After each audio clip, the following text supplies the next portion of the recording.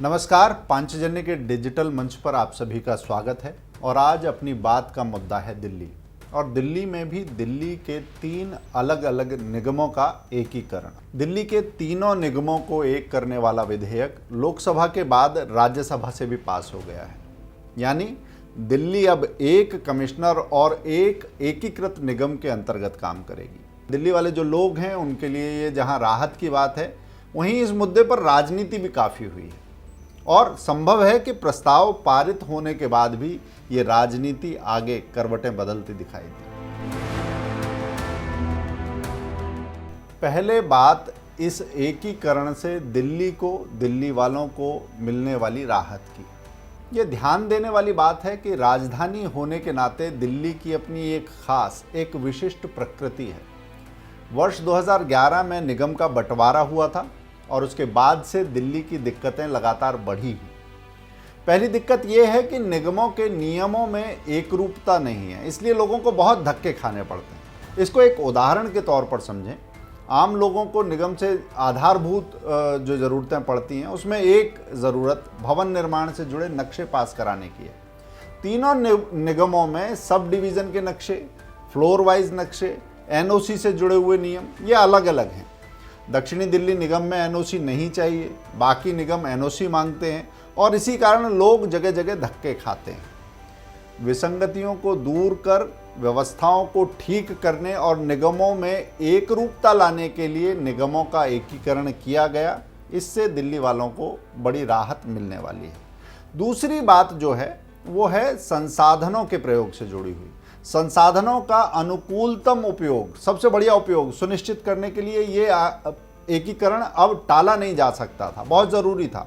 उदाहरण के लिए, एक निगम में बहुत अच्छी आय है, कमाई है, बाकियों के पास अपने कर्मचारियों को वेतन के देने के लिए भी पैसे नहीं है। एक तरफ संभ्रांत दिल्ली है जहां गृह कर है, पार्किंग वगैरह है, निगम को बहुत अच्छी आय हो जाती है।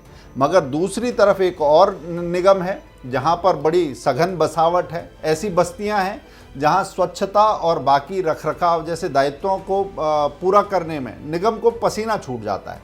और पहले से ये तंत्र बना हुआ है। इस पहले से बने हुए तंत्र की व्यवस्था को संभालना बंटवारे के बाद इन बाकी के निगमों के लिए मुश्किल हो रहा था, आपस में असंतुलन पैदा हो रहा था।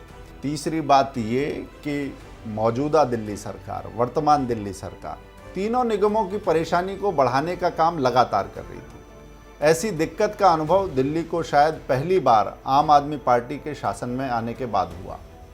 निगम के सबसे ज़रूरतमंद वर्ग के तौर पर जिसे हम चिन्हित कर सकते हैं, चतुर्थ श्रेणी के कर्मचारियों, उन कर्मचारियों तक के वेतन बार बार रोके गए। दिल्ली में 3-4 बार ऐसा हुआ कि इन लोगों के वेतन न मिलने से सड़कें गंदगी से हटी रही, ये लोग हड़ताल पर चले गए।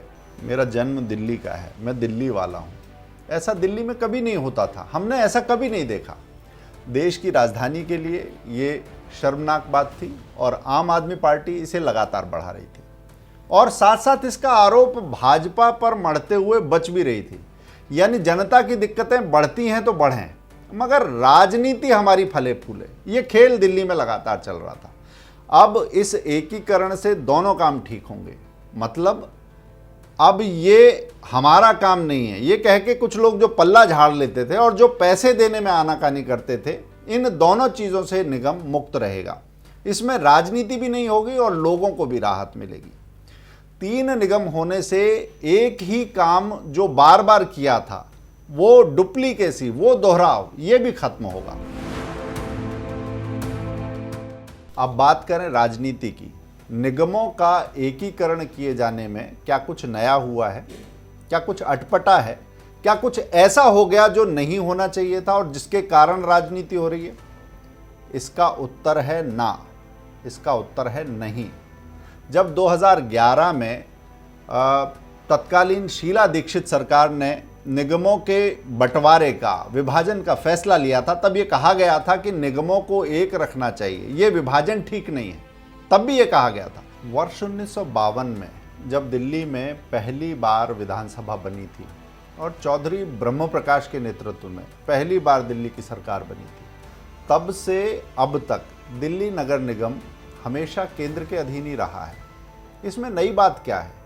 दरअसल निगमों का बंटवारा कर एक फांस, दिल्ली में जो प्रशासन था, जो व्यवस्थाएं थी, उनमें एक फांस, एक विभाजन पैदा करने की कोशिश की गई थी, जिसे दिल्ली के हित में दूर करने का काम आज हुआ है। जो इस एकीकरण को ये कहते हैं कि ये ठीक नहीं है, उन्हें याद करना चाहिए कि जब निगमों को बांटा गया था तब भी केंद्र की अनुमति ली गई थी। उस समय केंद्र में यूपीए की सरकार थी। एकीकरण के लिए भी केंद्र की अनुमति ली गई है और दिल्ली में निगमों के एकीकरण के लिए इससे अधिक किसी अनुमति की आवश्यकता नहीं है।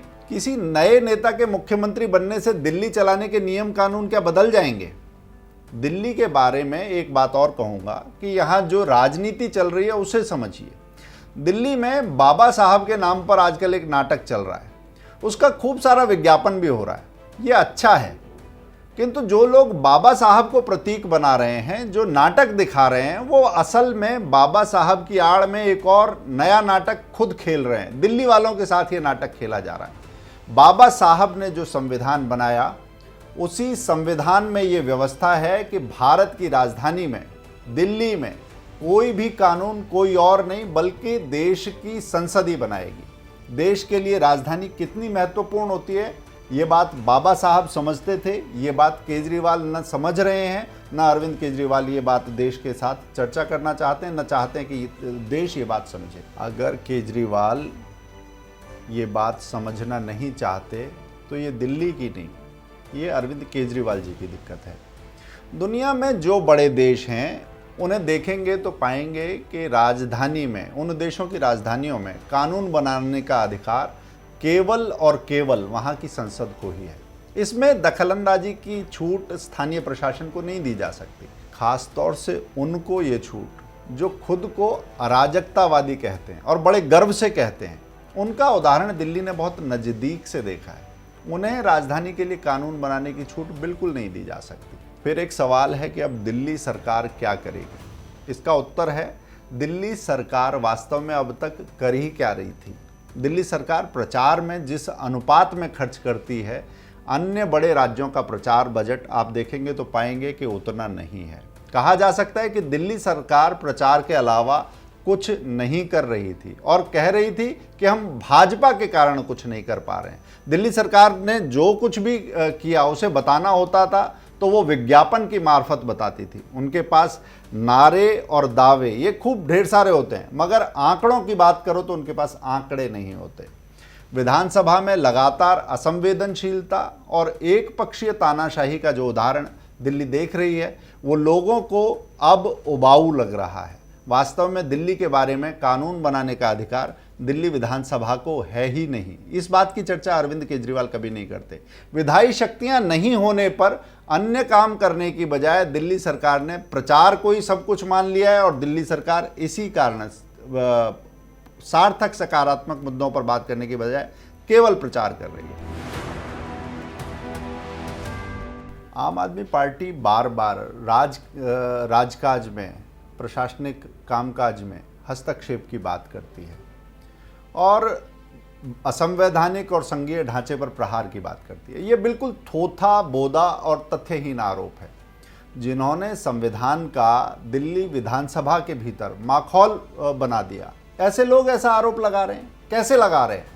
संघीय ढांचे पर प्रहार की अगर बात करें तो दिल्ली विधानसभा जब उन्नाव बलात्कार मामले पर प्रस्ताव पारित करती है, उत्तर प्रदेश के मामले में दखलंदाजी करती है, दिल्ली जब बहुत जोर शोर से कश्मीर की बात उठाती है, कठुआ की घटना पर प्रस्ताव पारित करती है, राष्ट्रपति जिन कानूनों को अनुमोदित कर चुके हैं, जिन्हें मंजूरी दे चुके हैं, सीएए पर, कृषि कानूनों पर, जब संसद ने जो कहा दिल्ली विधानसभा उससे उलट रुख अपनाती है, संसद से पारित कृषि कानूनों को दिल्ली विधानसभा में फाड़ा जाता है, तब क्या इस देश के संघीय ढांचे पर प्रहार नहीं होता?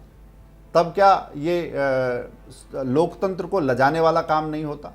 विधानसभा के भीतर सत्ता पक्ष के विधायकों द्वारा बागी विधायक ये कपिल मिश्रा से मारपीट की जाती है तो लगता है कि संवैधानिक व्यवस्था के जरिए आने वाले लोग संविधान को ही चुनौती देने का खेल खेल रहे हैं और ये खेल दिल्ली की विधानसभा में खुलकर खेला जा रहा है। उस पर तुर्रा ये है कि सामने बाबा साहब का बहुत बड़ा सा चित्र आम आदमी पार्टी ने खड़ा कर रखा है। निगमों के एकीकरण से दिल्ली का कांटा निकला है, दिल्ली के लोगों को राहत मिल रही है। और राहत की राह कह सकते हैं कि तैयार हुई है। अराजकता की राजनीति का शूल भी खुद हटेगा ऐसा लगता है। निगमों के एकीकरण के बाद दिल्ली सरकार को वैधानिक रूप से सौंपे गए कामों को जमीन पर करके दिखाना होगा। मुंह चुराने से काम नहीं चलेगा, अपने होने का औचित्य साबित करना पड़ेगा। निगमों के एकीकरण के बाद परीक्षा दिल्ली सरकार की है। अब गाल बजाने से नहीं, अब प्रचार से नहीं, अब जमीन पर काम करके दिखाने का मौका है। काम करके अगर अरविंद केजरीवाल दिल्ली की जनता का मन जीत सकते हैं तो उनके लिए चुनौती ये आज है, क्योंकि जिस तरह से दिल्ली में सरकार आई थी, जिन वादों पर आई थी, हम कह सकते हैं कि अरविंद केजरीवाल जनता की आकांक्षाओं से बंधे हुए हैं। निगमों का एकीकरण होगा और राजनीति का एक तिलिस्म भी बिखर जाएगा। आज अभी इतना ही, फिर होगी अपनी बात।